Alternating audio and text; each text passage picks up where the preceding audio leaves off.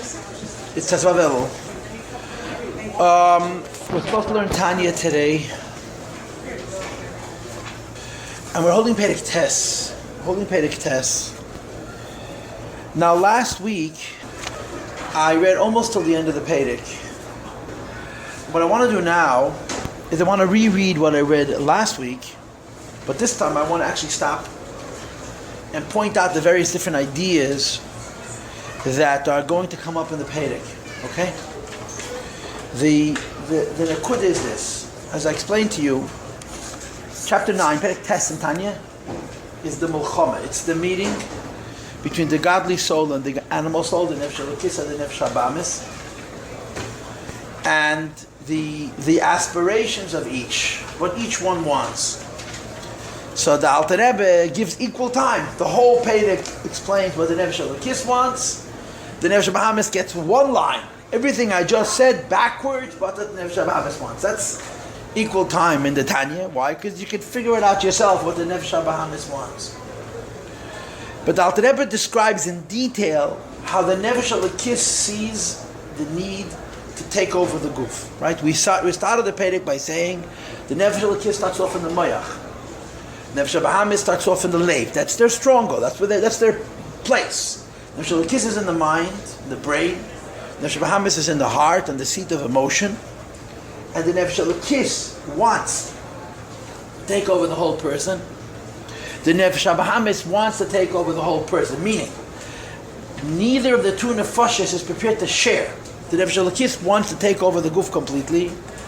And the Nefesh Habamis also wants to take over the guf completely. There's an unusual detail to this Perek, which we're going to see in Mitzvah as we learn. But let's start. We got to start. Okay, we're on the bottom of page Yud Gimel Amud Beis, which is page 26. Mamish, the last line on the page. And again, we read exactly this last Sunday. Last Sunday was interrupted. But we read this last time. I'm reading it again, but this time I'm hoping that we will stop and point out the different nuances of how the Rebbe makes his case. However, the Pasuk says, Ulay Malay Yematz. Ulay means a nation, and the second Ulay also means a nation, a people. If you have one people, you have another people, and they're fighting a war, the nature of the battle, of course, is that each one wants to win. Ki haguf nikra ir ketana. The body, the person, is a small city. And there's a fight over this city.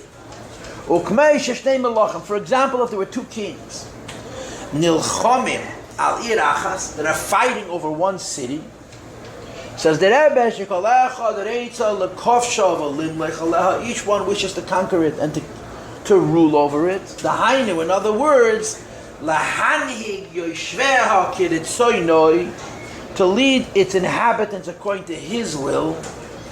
They should turn to his discipline in whatever he's going to decree. And of course the key word is there's no compromises. Kach, says the Alter Rebbe, the same is true when you talk about Shtei HaNefashos, the two souls. Paltiel, the godly soul on the one hand. V'achayunis Abam is the soul of life, which is a behema. Shemei Klipa, which comes from Klipa, on the other hand. Now, I pointed out a number of times already that Hachayunis and Abamis are two different Hebrew words. Hachayunis means the soul of life, that gives life, and Bahamis means the behema. Now, for most people, they're synonymous. For most people, Chiyuni and Behemi are the same. Later on in Tanya, Perek Chof Tes, chapter 29, the Alter Rebbe is going to bring a raya to this. That every day in the morning, we say Elekai Neshama. And we say the words Elekai, Kamo. I love this. Elekai, stop. My God. Right? Like you say before Shemon Esrei. Hashem, Kama. Look inside the Siddur. Svasai Tiftach. You call in Yebish direct. Like you say Moshe. You say Elekai. My God. That's how you start the prayer. Elekai, my God. Kama. Neshama shenisata b'taheli. The soul that you gave me is pure. So the Alter Rebbe asks a simple question. When a Yid says, the soul that you gave me, who's I? Who is saying Neshama shenisata bi? If you're saying neshama shenasata bi, you're saying that there's already somebody before the neshama that's able to say neshama shenasata bi. So the Alter Rebbe answers that this is the nefesh habamis. And on this basis, he makes an argument. It's a raya from Siddur that an ordinary person, that means a beinani, and in a certain way even a tzaddik v'raloi, they are first and foremost, they are basically their nefesh habamis, their animal soul. That's what they are. The I, and people always ask the question, who's the I and who's the referee? I get very nervous about these questions for anybody who knows me, because people like to put things in the Tanya which are not in the Tanya, they don't need to be in the Tanya. But in this case, Alter Rebbe asks the question, who is the I that says, you gave me a soul? Says Alter Rebbe nefesh habamis. He doesn't say nefesh sichlis. He says the nefesh habamis. Alter Rebbe brings that ayah from this, that the basic person, the original person, is the nefesh habahamis, and then on top of that, there's a neshama. So therefore, the Alter Rebbe makes the argument, the soul which gives us life, neshama nefesh, achiyunis habamis, the soul of life is synonymous with the animal soul. So then the question becomes, why say two words if it's the same thing? And the answer is because by a tzaddik gomor it's different. A tzaddik gomor's nefesh hachiyunis is his nefesh alakis. You see, a tzaddik gomor doesn't have a nefesh habamis at all. On any level, not even in a hidden level, not even in a makifim level. Makifim is the wrong word, in a hidden level. So in the case of a tzaddik gomor, the nefesh hachiyunis is the nefesh alakis. So therefore the two, for most of us, they mean the same thing practically, but they're two concepts. Nefesh hachiyunis means the soul that gives life to my body. Nefesh habahamis is a personality, a behema personality. Whatever behema means, we talked about it at length. For most people, they're the same. Chiyunis is bahamis, but there are rare individuals that the chiyunis, if you know Pedikov Tes, Alter Rebbe brings some Hillel, that Hillel used to say, Shahelech ligmel chesed em aliyah aniyah v'alu gufe. Because k'mei zor nechshav. And the Alter Rebbe explains that by Hillel, his body and his animal soul were foreign. The eye of Hillel, who was a tzaddik gomer, was his nefesh alakis. And then the Alter Rebbe adds, the gufam nikra b'sar adam. I don't know if you know Pedikov Tes. What the Alter Rebbe is hinting in these three words, the gufam nikra b'sar adam, is that for a human being to live directly from a nefesh alakis, he needs a different gashmi. By a tzaddik gomer, the guf is different. The guf is different. Because for the nefesh al-chiyunis, for the soul to give life to the body directly, to be the nefesh al-kis, your flesh, your physical material is made from a different chaymer that could live directly from the nefesh al-kis. But anyway, by most of us, the nefesh al-chiyunis is the nefesh habamis. The soul that gives us life is the behema. And this is the fight. The nefesh al-kis is his interest, or her interest. The nefesh habamis has her interest, and they're fighting over the same person. They're fighting over the same person. Let's continue to read. Zok terazeh. Nilchames zu imzu alaguf. You see where I'm reading? It's 6 lines on top of page Yudalad, or page 17. They're waging a war with one another over the body. V'chol eivar and all of its limbs. And now the Rebbe now explains. Shalakis chefzaret seina. The godly soul's desire and want, and you probably know that chayfetz is deeper than ratz. Right? Chayfetz is a higher level than ratz. The godly soul's chayfetz, it's desire.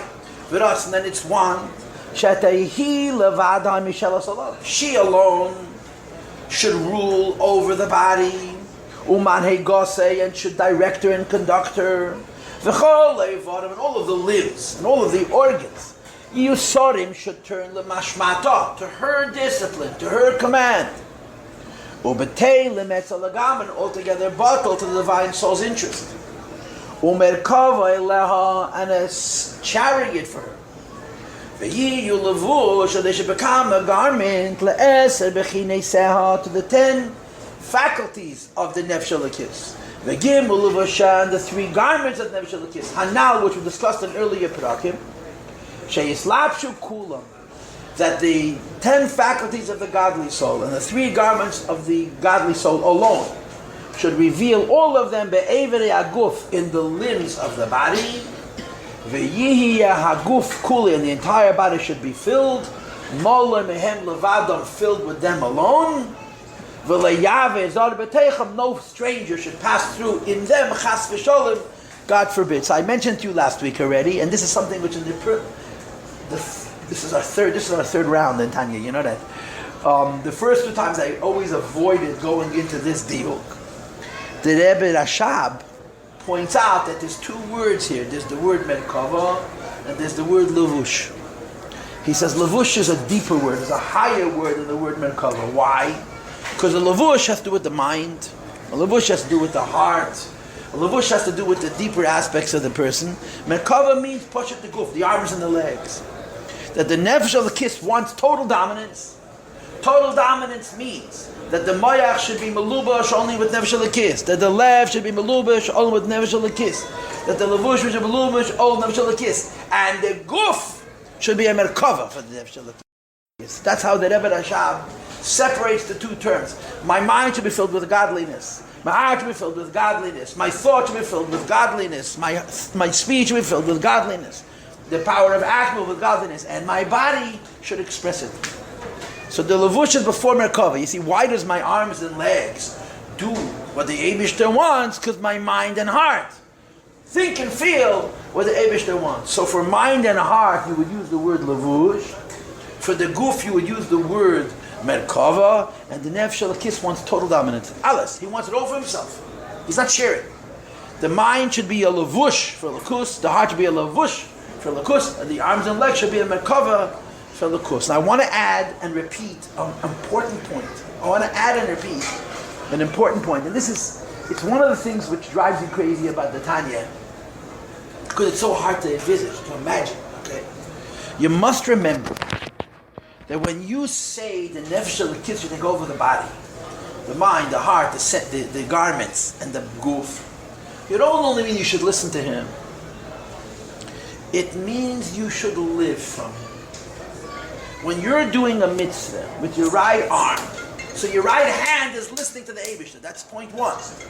But there's a point two, your right hand is now getting life from the nefesh l'kis. This is one of the things which comes across in Tanya very emphatically, that when you use your body to do whatever kind of activity that you're doing, it isn't only that the body is listening to that nefesh, the body is getting chayes from that nefesh. And of course the opposite is true.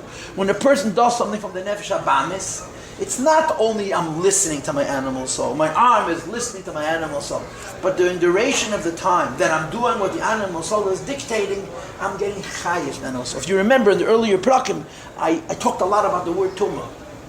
This is why, because the nefesh l'kis involved with the guf is it gives life to the guf, and the guf listens to it.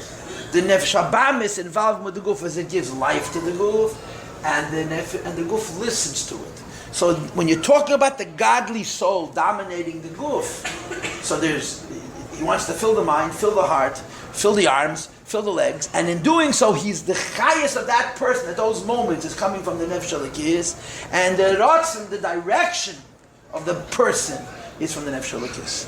So, in other words, the point that I'm adding is that when you do what the neshama says, it's not only listening to the neshama, you're living from the neshama. So where is the point where the body automatically does what it's supposed to do? Like, don't they say that about the Rebbe Rashab?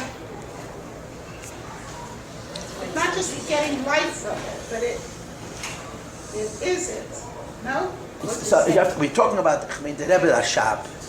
I remember my father told this to me as a kid. It's part of my chinuch. And at first I didn't think it was a big deal. And then I said, come on, who are we kidding? I said to you before that by tzaddikim gemurim, the physical flesh is made from a different chayvim. The Rebbe adds, v'gufam nikra b'sar odom. You know what's the opposite of b'sar odom? Leiv ha'even. You've heard the words 100 times, yeah? B'sar odom, navasheresi mikem leiv ha'even, v'nasati lachem leiv basar. It's a pasuk in Tanakh, which describes what's going to happen when Mashiach comes. So the Alter Rebbe says that now, the tzaddik gomer's guf is made from a different material. It's not b'sar even. It's not even odom. It's not choymer. It's lebedik. It's porous. The guf of a tzaddik is a different guf. And then the unity between the tzaddik and his guf. A tzaddik gomer lives from his nefesh l'kis. So why doesn't that mean? So wait. He automatically does what's right. Wait. So So that is enough to separate ourselves from that phenomena completely. I mean, we don't have a chush to appreciate how different that is. You know, you want to talk about it, you're in my wheelhouse. Anything which is impractical, that's where I live. I live in philosophy. The whole word of Tanya is it talks to the Yetzer Hara. There's a Rebbe Rashab Zasich, Tere Sholem, and I saw the Rebbe says, I saw the Rabbi Bechai in Vayechi, where the Rebbe Rashab talks about Tchias HaMesim. He says, you think the goof you have now is going to get up in Tchias HaMesim? He starts describing the kind of goof we're going to have in Tchias HaMesim. You get confused just trying to understand it. It's Leiv Basar, it's not Leiv Heaven. It's a whole, in other words, the difference isn't only in the relationship between the Neshama and the goof, it's a different goof. It's a different Neshama. And still, I mean, I don't understand the Rebbe's, and I don't understand the Rebbe's. The Rebbe Rashab did this to train his body to do instinctive, like he says in Shulchan Aruch, before Bar Mitzvah. Before Bar Mitzvah. Right? And in Tanya, in Shulchan Aruch, it says you don't have kisses, never shall kiss until Bar Mitzvah. We have very little understanding of these ideas. So in other words, it's evident that even by a Tzaddik Gomor, who's one with Alakus, there's a Mayach, and there's a Leiv, and there's Chushim, and then there's subconscious. And for the person to do instinctively, like it says in Shulchan Aruch, it doesn't happen by itself, it's an avodah. Now, part of that story is that he learned the Torah. He learned the Shulchan Aruch. There's different versions of the story. In one of the versions it says, I learned the Shulchan Aruch. He learned the Shulchan Aruch with his mind to such an extent that it affected his goof. So there's a process. It wasn't only, hey, yes, and he's alakus, he does what the Eibishter wants. He had to educate himself. Now, where your question is relevant is that Rebbe used to bring, in other words, you ask me a question, we don't even understand how we don't understand. You know, I remember the Rebbe talked about people looking at him during davening. I remember I was standing right here. I'm just a few feet from here right now. The bleachers no longer exist. And the Rebbe said, you're standing and you're looking at flesh and blood. Sorry, the Mashpiyim ones today. This was the summer of Membeis, I think. Maybe not. Fabreimed about it. And what was the point? He said, we're seeing a Basav Adam. If you're looking at a Basav Adam, in other words, when you're looking at the Rebbe, to see a Rebbe for what a Rebbe is, it's not just a question of bittul, it's a question of different eyes. You know, there's a sefer which is called Teira Semis. It's the history of Teira Semis. It came out 7 years ago. It came out for the 100th anniversary of the establishment of the Yeshiva Teira Semis. The book is very technical, it's very historic, it's very boring. But they have a section on Rabbi Simchovich. It's the book is dominated by Rabbi Simchovich, who's a chassid you would never hear about because unfortunately, there's nothing left of this holy Jew. This incredibly great chassid. He was a person whose life was racked with Yisurim. It's indescribable how great a man he was and how much he suffered. It's not normal. It's heartbreaking to think about his life. But they have a record of his life, and that's worth reading. That's worth reading.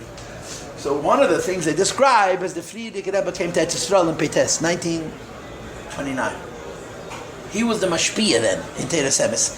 His life was back and forth. He was Chatchila mashpia in Varshe, and he moved to Eretz Yisrael for health reasons. He had tuberculosis, Tza'ala Tzodes. And then the Rebbe asked him to move back to Poland, so the Bochum in Poland would see him. Then he moved back to Eretz Yisrael again. He was really the manal of the yeshiva. He passed away in Tzadik Tes. He wasn't even 50. So, but when the Rebbe came to Eretz Yisrael, he was the mashpia of the Yerushalayim Bochum. And all the big personalities in Lubavitch from Eretz Yisrael are his. Rabbi Hersh Cohen, the mashpia, Rabbi Moshe Weber, they saw Rabbi Alter. Anybody who saw Rabbi Alter saw the emes of Chabad and the emes tzit. You know, there's a lot of other personalities. I don't remember the names, but the people that we knew, they were g'dolim. They were really giants. They really were great. The Baruch Cohen was a Gon Olam. He was a very big guy. If he hadn't been a Lubavitcher, he would have been considered a Gadol. And the Moshe Rebbe was Moshe Yid Tzaddik. People tell stories of Ruach HaKodesh. They were Rabbi Alter's Talmid. All of those personalities. But they were Yerushalayim. You understand? The Yerushalayim are very frum. They're very pure. But it's all choreographed. It's all written in the packaging. And he couldn't take it. He had to make them Chabadnikim. They had to make them individuals. They had to achieve it on their own. Not ba'avira d'Yerushalayim, you know. So there's one tziyid over there in the Sefer. The Rebbe came to Tzal for 3 weeks. Friedrich Rebbe did. The Rebbe Alter followed the Rebbe around like a puppy. He forgot, he was following the Rebbe around, that's it.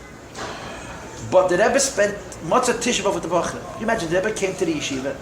There were no 200 Bachrim at Eretz Emes. There were 20, 30 Bachrim. And the Rebbe Poshet ate with them the meal of Motzah Tisha B'Av. And after the Rebbe ate with them the meal, I think the Rebbe went up on the roof and he said a Maimach Chassidus and he fabrengt till midnight. I hope I'm repeating the details correctly, but today the details are published, so even if I'm making a mistake, they can be corrected later. And then the Friedrich Rebbe left. And Rebbe Alter started to fabrengt with the Bachrim. And he was very frustrated by their lack of reaction. He was very frustrated by their not appreciating what had just occurred. And he fabrengt till the morning. And he was oismensch. So the expression which he brings in the book, this story happened 90 years ago. And it came down to us because somebody who was there, it penetrated him so much that he remembered it 50, 60 years after the fact. He repeated it and it made its way into a published sefer. So like my uncle says, I'm hoping I see them hide but my bicher, aber chalapochas na bicher kann leinen. He says, "Was hat gesehen? Na, was hat gesehen? A lakus hat gesehen." He kept on saying them. You saw a nose. They saw Rebbe, but what did they understand in Rebbe? Really, what did they understand? Rebbe Alter was a giant. Rebbe Alter was a tomim. He learned in Lubavitch. He got the best chinuch. He really got the best chinuch. He had a chush and ruchni. He said a chush and a lakus. You don't become overnight a chassid. It was his life, and he was trying to share that with his talmidim, and he was running into a brick wall. Why? It's a bus of a dog. It's a human being, a goof. And it agonized. It bothered him. He was trying to get that across. No. So when you're talking about a Rebbe and it's the Gomba, this is a whole nother thing. Really. It's just another thing, man. But where your question is a question, the Rebbe used to bring all the time, that by Gemara says, remember that? The Rebbe used to say, that the Chazal say, that when a minion is davening, they say moedim, the person's head bends by itself. And the Gemara adds a very sharp lashon. It's a Gemara, it's a Taisa Yerushalmi, that Misha einek hereh b'meidim shedrasei nashe nochash. In other words, you're connected to nochash hakadmoni, that a yid bows automatically. And this is really the relevant part of the question.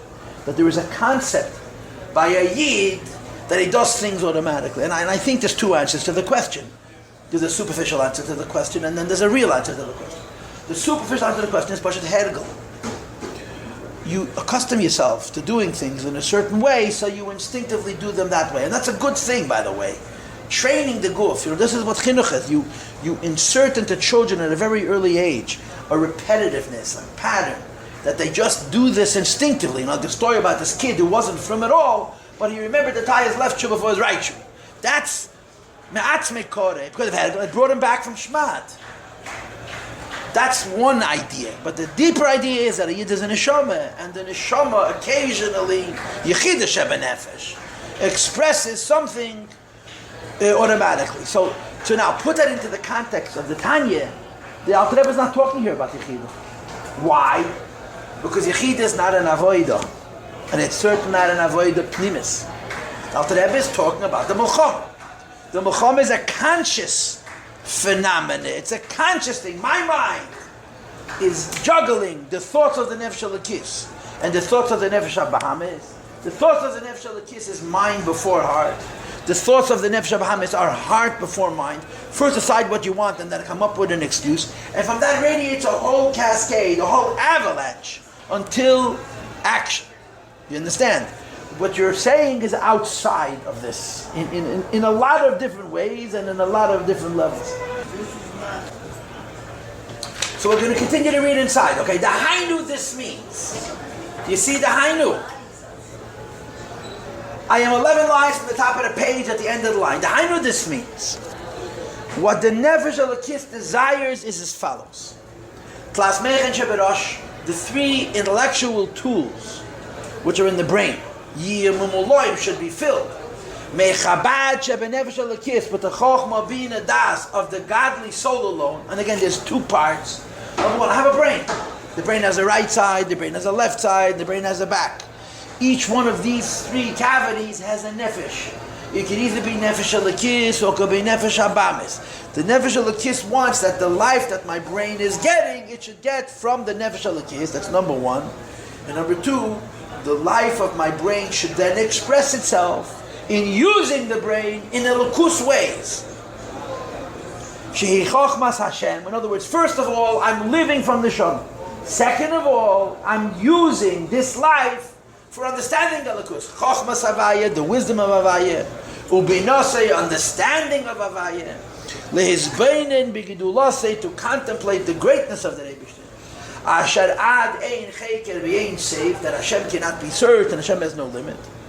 And then to birth through the combination of Chokhmah and Bina, using the third faculty of the mind, which is Das, emotions, and serving HaKadosh Baruch Hu, which the Alter Rebbe now lists. Hayira, I will get to this momentarily. So he says, the Nefesh Elokis wants total dominance, and he starts with the brain. So let me say this now. It's a little bit of an obsession of mine. One of many.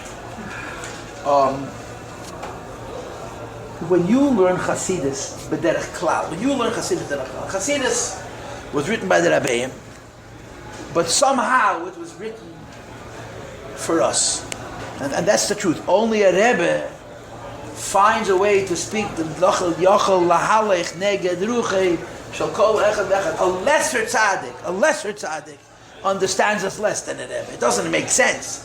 You would think a person who's a lesser tzaddik, who's closer to us, would understand us better, but that's not the case. A lesser tzaddik would tear us to shreds. He would have absolute no tolerance for us.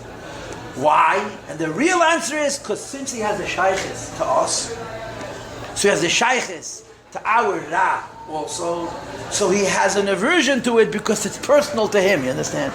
A Rebbe, just avoid. Remember him, Mr. Steinmetz, alav shalom? Yeah, he never had any sons, but his daughters certainly left their mark, huh? Yankee Tauber and Ben Elazar and Shlomo Yaffe is an Einiklach. You verstehst allein. He was a very interesting Jew. And I had an opportunity to sit with him once. And it's special. You know what you do when you're a young chassid? You just collect. Anybody will talk, you listen. And you shut up. That's the trick. Schweig them ahead. So he came to Brengeros, was supposed to be in Albany 30 years ago in Yeshiva. So he repeated the following story. That he wrote shirin. He wrote poetry. And after the war, he decided to stop writing the shirin.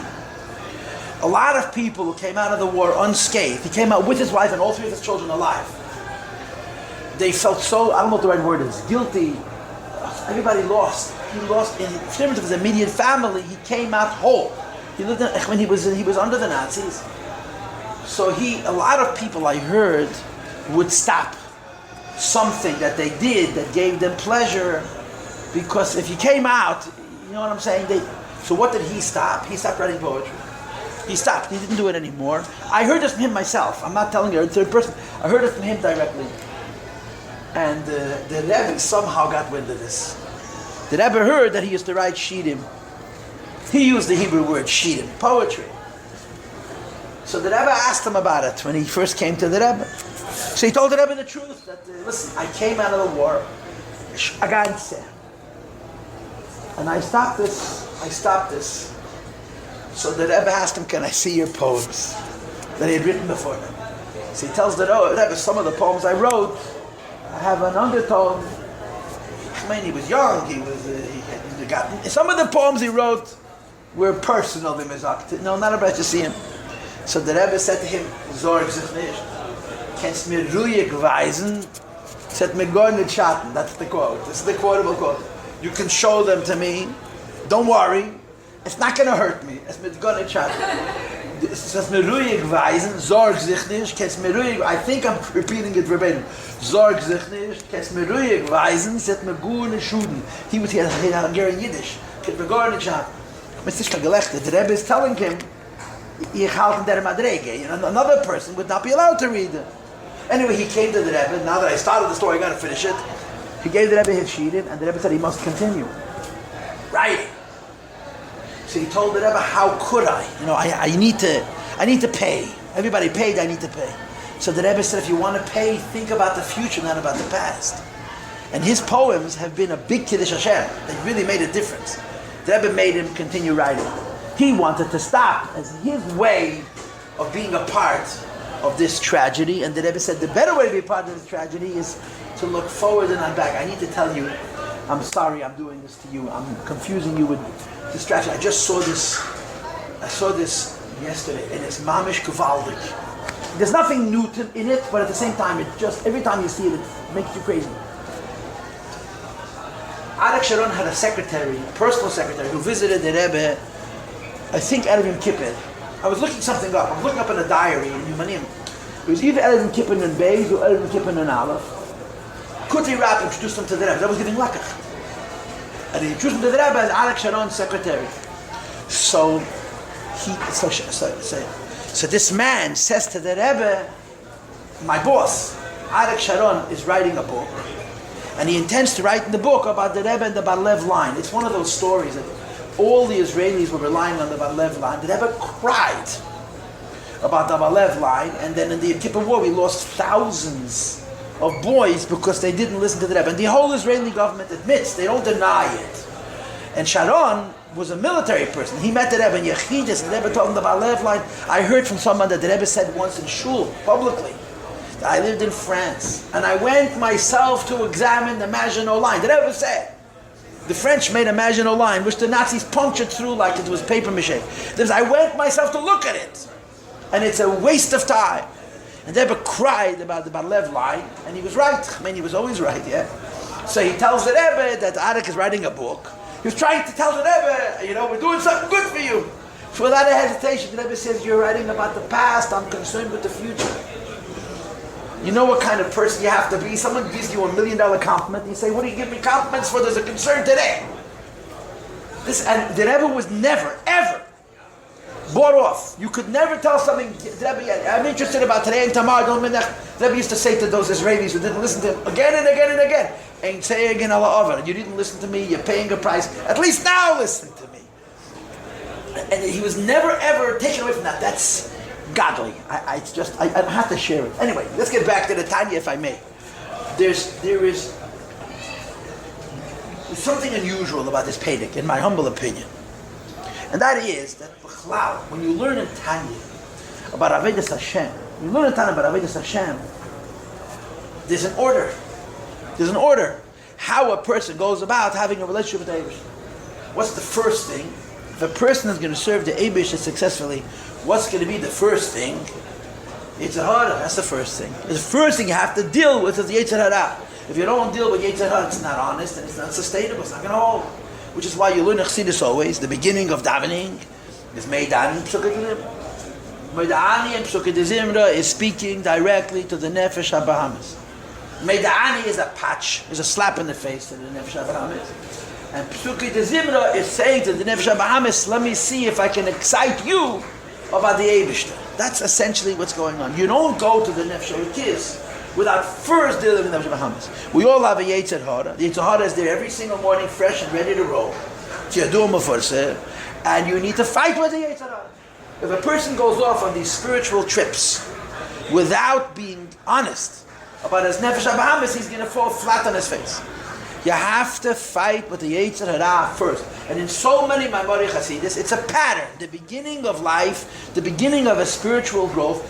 If a person wants emes in their relationship with the Eibush, you got to start with the Yetzer Hara. It's a constant. But not here. This is different. Pedic, Tess is different. And I really am curious as to why. But here, when the Alter Rebbe here describes the Yetzer Hara's battle plan, the Nefesh HaKis's battle plan, the Yetzer Tev's battle plan. So he starts from the top. The Nefesh HaKis wants to fill the mind with godliness. Use your Chochmah for Elokus, use your Bina for Elokus, use your Das for Elokus. Right? By Chochmah, he doesn't say a word. He just says, Chochmah Savai, that's it, doesn't say a word. What Chochmah does, he doesn't say. Bina, he explains. Bina is mishboined. Bina contemplates. Bina takes the instinct, the derher, the flash that Chochmah gives and thinks it over.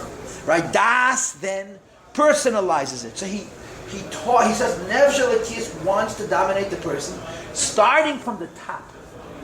The Chochmah, the Bina, the Das, then he goes to the house, to the Midas Shebelev, and you'll see later that the way the Alter Rebbe presents the Nefesh Elokis fight over the Guf, where the Nefesh HaBahamis here is first Nefesh Elokis, and then it spills over from the Nefesh Elokis into the Nefesh HaBahamis. In other words, if you're familiar with Maimarei Chasidus, they will usually tell you start with the Yetzer Hara and you go closer to the Nefesh Elokis.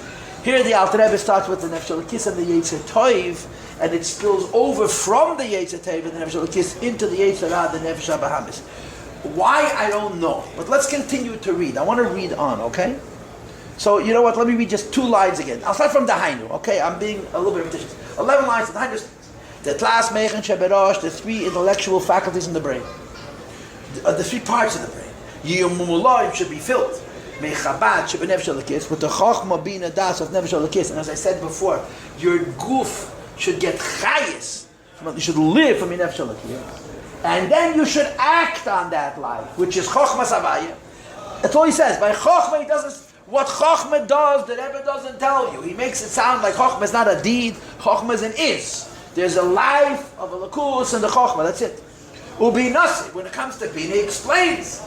Liz Bein and Bigdullah say to contemplate, to think deeply to the greatness of HaKadosh Baruch Hu. And what are you going to understand? Ashad ad ein cheker v'yein seif. You'll come to understand that Hashem is beyond understanding. That's how it works. Tachlis, you try to understand the Lakus. But the end of understanding a Lakus is understanding that a Lakus is beyond understanding. But understanding that a Lakus is beyond understanding is also an understanding. It's called the Yediyas HaShlila. To know indirectly what the Eibishter is. Then he continues. By this combination of Chochmah and Bina, one gives out al yedei hadas, with the help of das, hayira b'moichay, awe in his mind, upachad avaya, believe a fear of Hashem in his heart, and then he says va'avas Hashem, Allah for HaKadosh Baruch. So I already told you this last week, that the Alter Rebbe puts yira before ahava, and the question is why, and the answer is I don't know. But one of the aspects is because by Yira he says the Lashon Mayach. You see, Yira Hashem HaBaychid. The word Yira doesn't mean afraid. Pachad means afraid. Yira is a deeper sense. And if you have to find an English word to represent that word Yira, I told this to you last week, let's use the word respect. You gain a sense of the respect and earnestness, the Erenskite of what the Eibishter is, that's in the Mayach. Then Pachad Avaya believe it. Then if the mind understands the earnestness of the Eibishter, which is how we're going to translate the word Yira, then you can have an emotional fear of the Eibishter, or to say it more contextually, an emotional fear of an Avera, and then Avas Hashem, Allah HaKadosh Baruch Hu, and the love for the Eibishter should be Ke'esh Be'ara, believe, like a fire burns in one's heart, Ke'erish Be'shal Heves, like flames that are attached to coal. The word Rishpei, Rishapei, Rishpei Eish, shall have it. Yudkei, the word Rishpei means coal. And of course the point that he's trying to make is that the fire is hot. When you light a piece of paper, it makes a beautiful fire. But before you have a chance to blink, it's gone. Why? Because there's fire and there's no heat. The sustenance of fire, the longevity of fire, the worth of a fire is not how much is jumping up and down, but how hot it is. If it's jumping up and down and there's no heat, it's going to be gone in an instant. If it's not making a lot of tumult, but it's hot, it will be sustained. So the Alter Rebbe is describing that the Nefesh Elokis goes from the brain to the heart, from Yira to Ahava, and that the heart is filled with a love for HaKadosh Baruch Hu, which has an intensity, which is called the Rish Peshal Heves, Liyes, that it should be Nichsefa V'gam Kol Sanaf. The person should want to the extent of Kiloyan, that they're prepared to go out of themselves, to have HaKadosh Baruch Hu, B'chasheka v'chafetza, with a longing and a desire, L'dav kabeh, Be'ein Seif Baruch Hu, to become attached with Hashem, B'chalev v'nefesh u'ma'od, with the whole heart and the whole soul and all of one's mind. Of course, the three words lev, nefesh, and ma'od correspond to levavacha, nafshecha, and meidecha. Me'umka deliba, from the depths of one's heart. Shebachol ayemani, which is still the right side of the heart. So you see what the Alter Rebbe is describing. He's describing the mind going to the heart, creating passion, but it's only nefesh elokis, the right side of the heart. Because the way the Alter Rebbe presents the nefesh elokis' angle is from the top to the bottom, from the nefesh elokis to the nefesh bahamis. This is not typical. It's not how most Maimorim go. The Alter Rebbe is describing a very theoretical, a very ideal person. Why? Because he has nefesh elokis, nefesh bahamis. They're fighting over the city. Nefesh elokis wants to win, but the nefesh elokis is coming into the city. From his angle, it's first eloki and then behemi.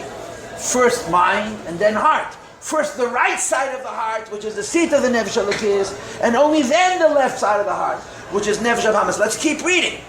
Right? Shebechol ayemoni, the right side of the heart, which the Alter Rebbe said earlier in this page, if you remember, that doesn't have any blood. And of course the Rebbe has a footnote. He says there's no such thing as the ventricle heart without blood. But in Yonah is not dam. In Yonah is ruach. In other words, the right side of the heart has blood. But it's not about the blood. The left side of the heart is about the blood.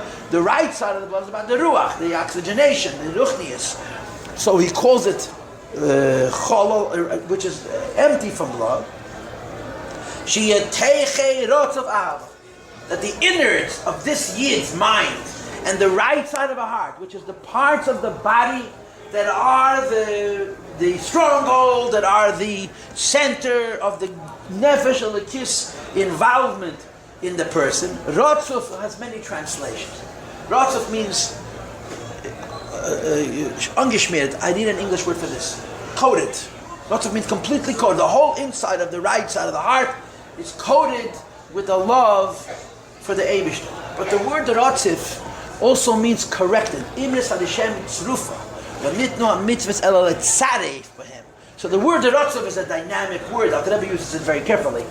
Rotzuf means that the nefesh, the right side of the person's heart, which is fine, which is the seat of nefesh elokis, should be filled with this love, rotzuf, and it should also somehow be healed with this love. And then the Rebbe says mole full. Mole full. That the mind, the chokhmah, bina, v'das, and the right side of the heart, in that order. First chokhmah, then bina, then das, then yira b'moiche, then pachad b'libe, then ava b'libe. But we're dealing so far with the nefesh elokis investing itself in the body, in the areas that are his, naturally. What's the domain of the nefesh elokis naturally? The mind and the right side of the heart. But then the Rebbe has one more word, v'gadish. Gadish means overflowing. As it starts with the godly soul in the mind, then on the right side of the heart, and then it's so on the right side is rotzuf.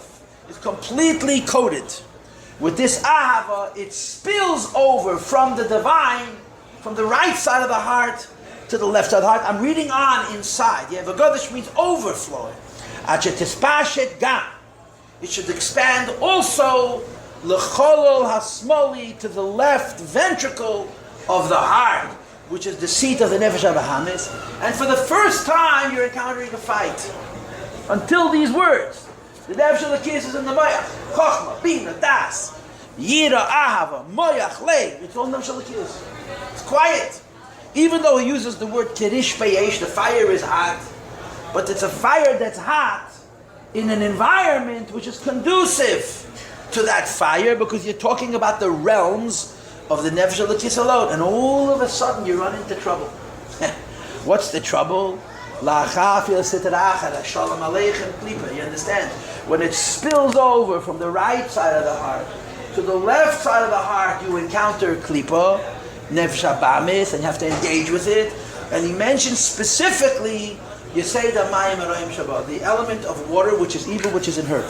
Nefesh bahamis has 4 evil elements. That's really the etzem of the nefesh bahamis. Eish, ruach, mayim, and ofer.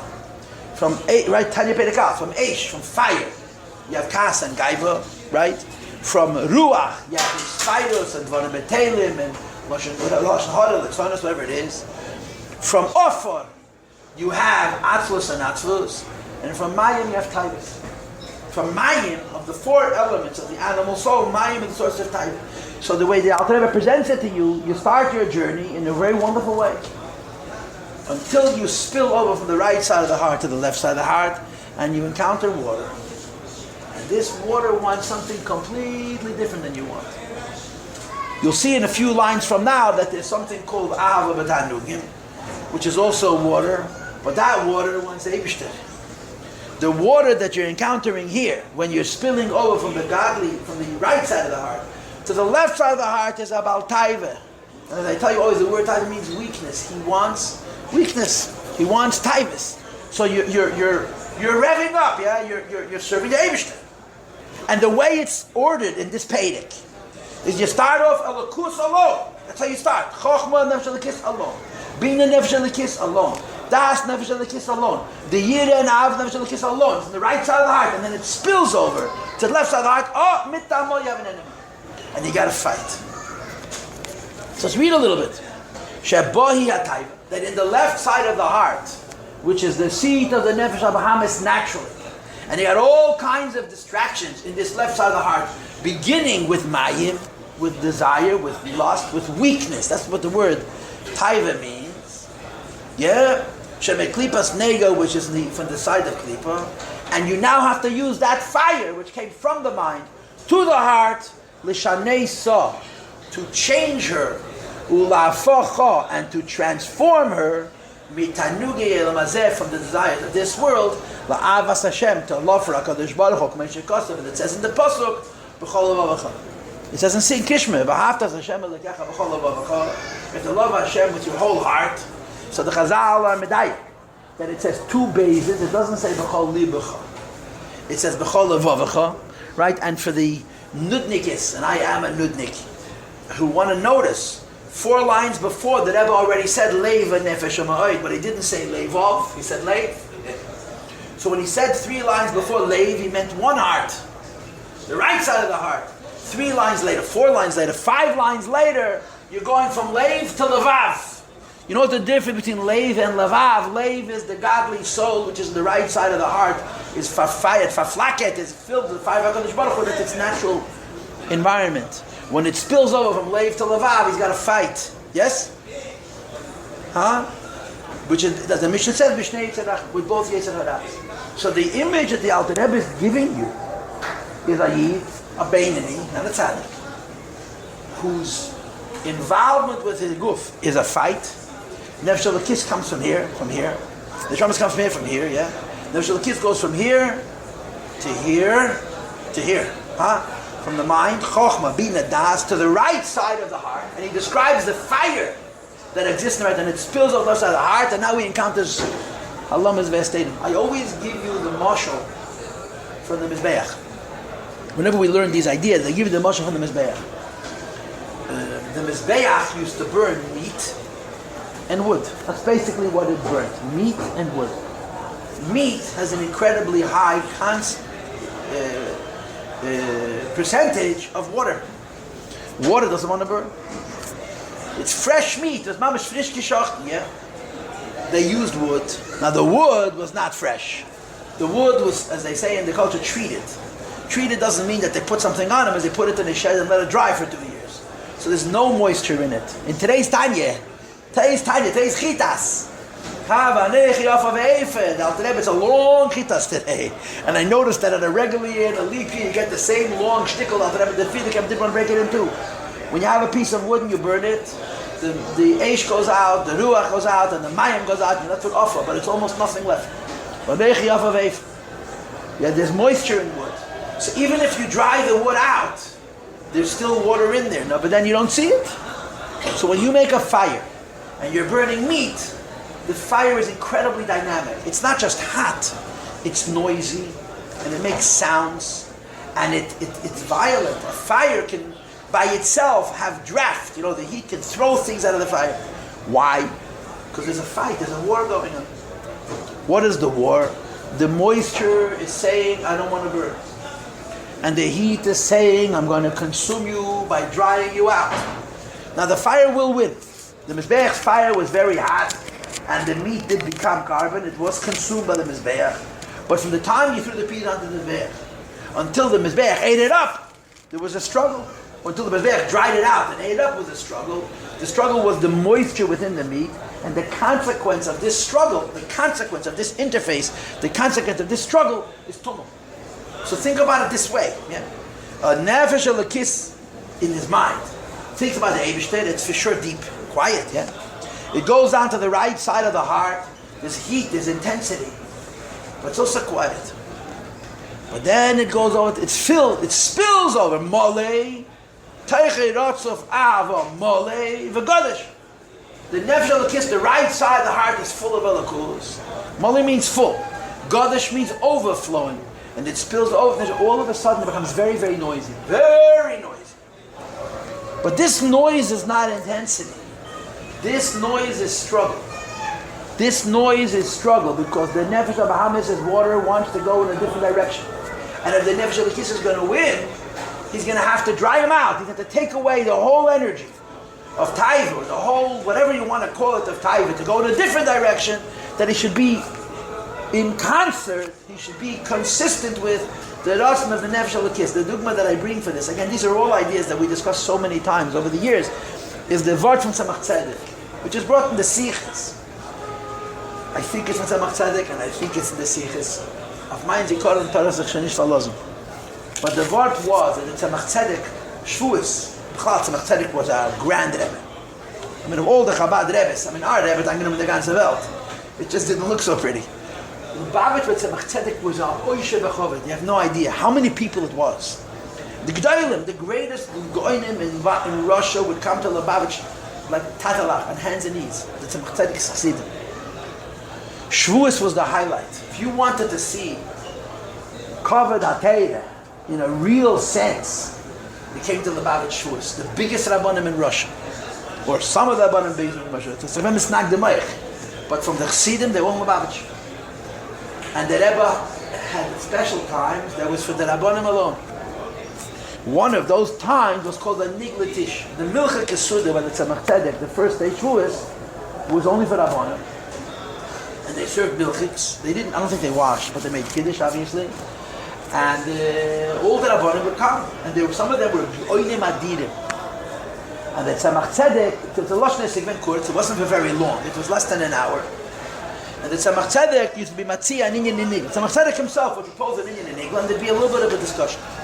So by one of these Su'udas, again, if I remember correctly, and I may very well remember, one of the Rabbonim asked the Tzemach Tzedek, Vos hat Moshe Rabbeinu gitan b'shas Kriyas Yamsuf.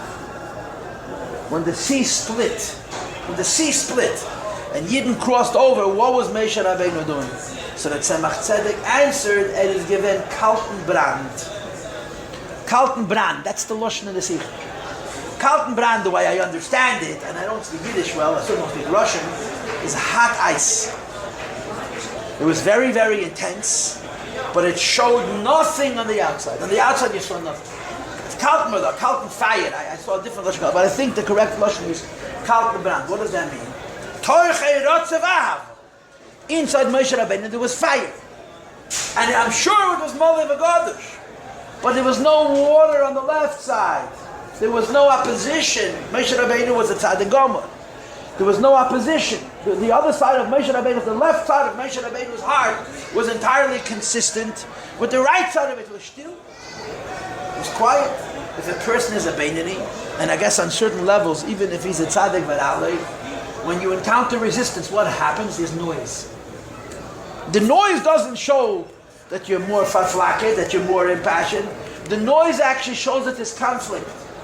People who are at peace within themselves that don't make a lot of noise. It's the people who are struggling within themselves that outwardly demonstrate a lot of passion because they're fighting with themselves inside. Like I told you before, a lesser tzaddik than the Rebbe would chew us up and spit us out.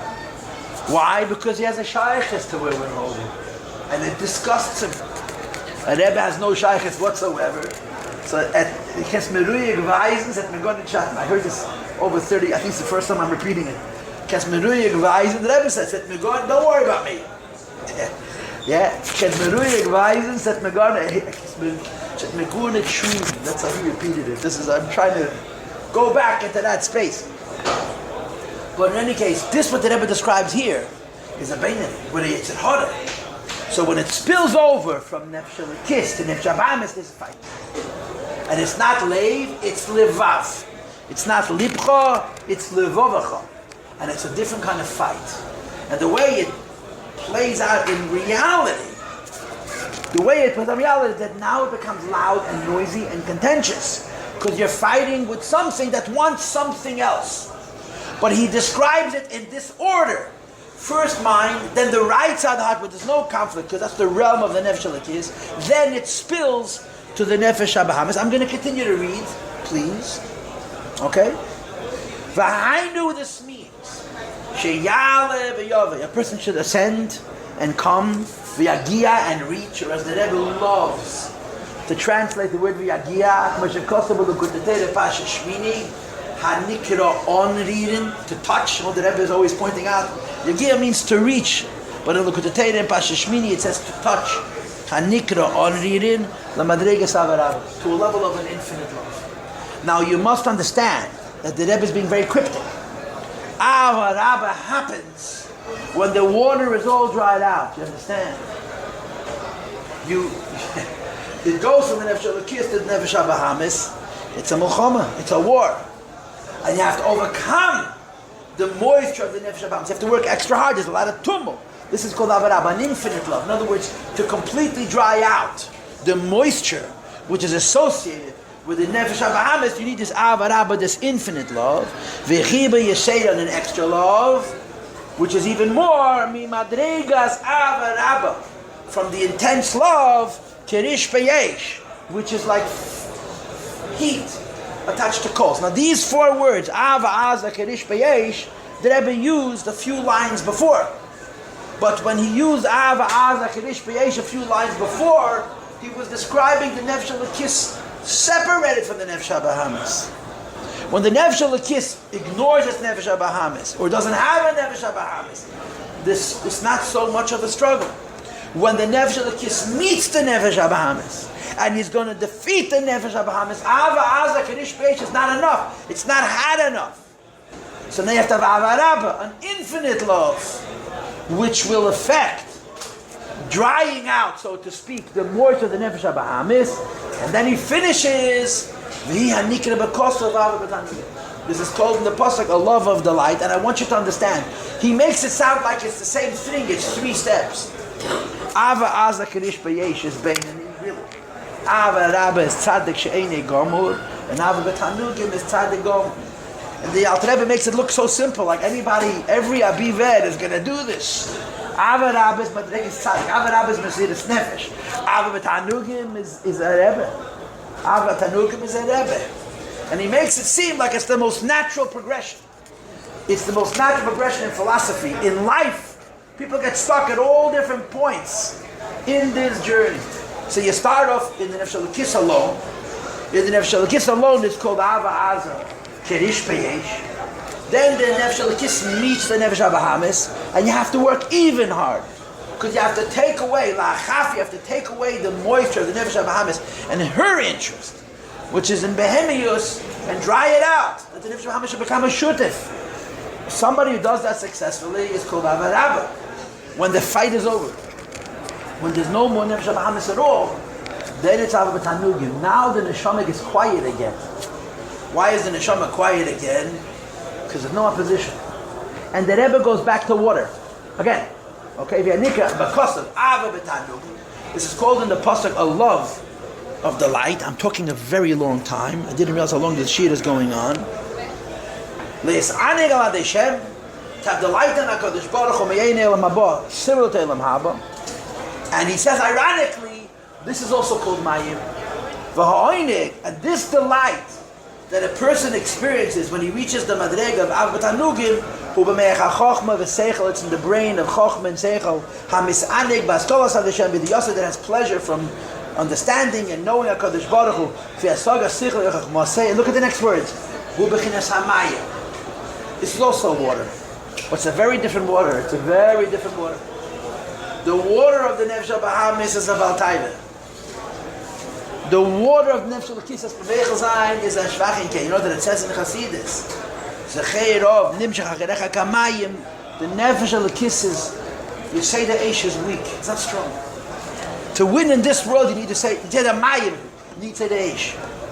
But if a person's a Tzaddik Gomer, which means he's totally cleaned out, his connection to anything which is not good, so now he has Mayim of Nefesh Elokis is enough.